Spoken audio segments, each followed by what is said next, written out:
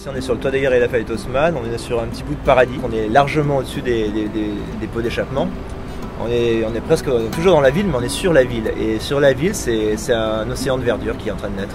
C'est la volonté de produire des plantes qui sont comestibles, absolument délicieuses, dans un cadre merveilleux, en produisant à la verticale, à partir d'une technique qui est basée sur la composition de laine de mouton, de chanvre et de terre.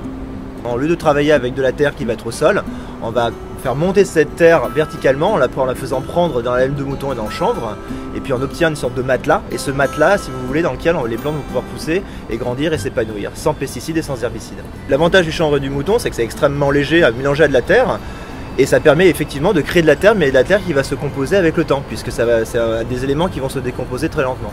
Étant donné qu'on a très peu de place sur les toits à Paris, on a tâché de regrouper en fait ce qui pouvait être au sol et de le faire monter un petit peu à la verticale pour que justement on augmente la densité de plantes au mètre carré.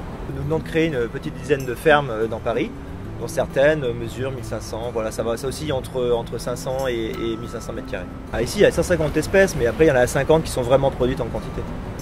Oui, c'est réaliste de faire des potagers dans tout Paris grâce à cette technologie, puisqu'effectivement on est sur une approche qui est extrêmement légère et donc qui nous permet de nous adapter quasiment sur tous les toits. On utilise des biodéchets, on en fait du compost et on utilise ce substitut, ce produit, pour faire pousser les racines.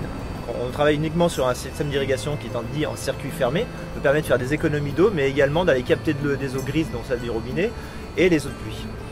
Le concept de Sous les fraises, c'est simplement... Je crois que c'est l'émergence d'une génération entière qui en a marre de voir l'environnement d'être détruit, qui veut absolument avoir un rôle dans le rétablissement d'un certain équilibre. Et je crois qu'aujourd'hui, tous les gens qui travaillent Sous les fraises sont dans cette recherche d'équilibre et de sens dans leur vie. Donc justement, on est tous une action qui puisse permettre d'équilibrer nos écosystèmes dans les années qui viennent. Nous produisons, nous sommes rentables sur la production des plantes. Donc l'idée, c'est surtout de trouver une surface sur laquelle on va pouvoir travailler et des partenaires qui vont être intéressés à nous accueillir.